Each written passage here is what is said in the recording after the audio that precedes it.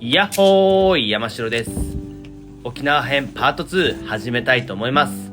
まずは朝の散歩で海の方に向かっていきます。おはようございます。今6時半ぐらいなんですけど、この後オーナーと一緒にご飯食べに行くんですけど、それまで時間あるのでちょっと散歩を。うわ、めっちゃいいとこだ。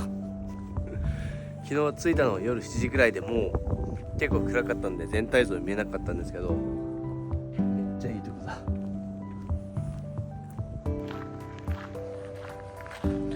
なんかいかにも沖縄っぽい。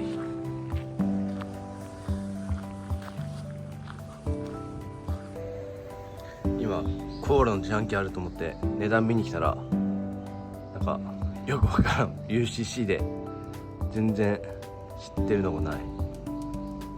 グアバ、シークワーサー、琉球コーラ、おもろ。朝はオーナーと一緒にポータマ、スパムと卵とおにぎりみたいな、いかにも海っぽい朝食を食べに来ました。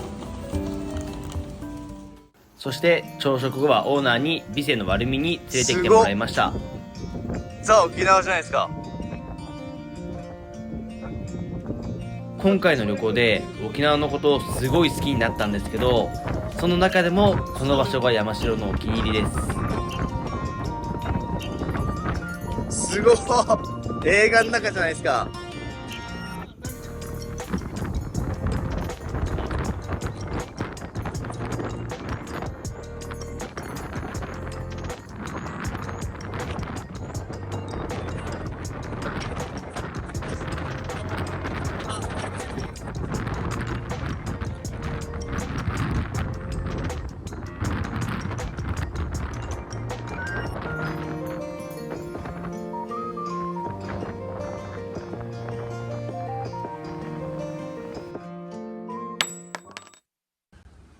お昼を食べに向かったのはカジンホーっていうピザ屋さん。入り口も沖縄っぽい建物で、入っていった先も立派な琉球屋敷っていう感じでした。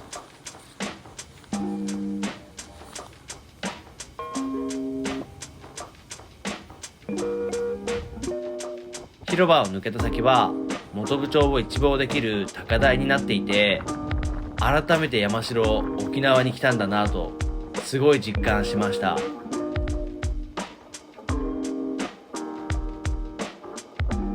そしてこれはサラダとピザとシークワーサージュース。昼食後はその足で瀬底島へ向かいました。本部町の左側なのかな。もうね、海が綺麗、ね。晴れた日の沖縄は本当に海が綺麗。この後は山城一人で郡島っていうところに行ったんですけど、そこはまた別の日にも行ったので違う動画で紹介します。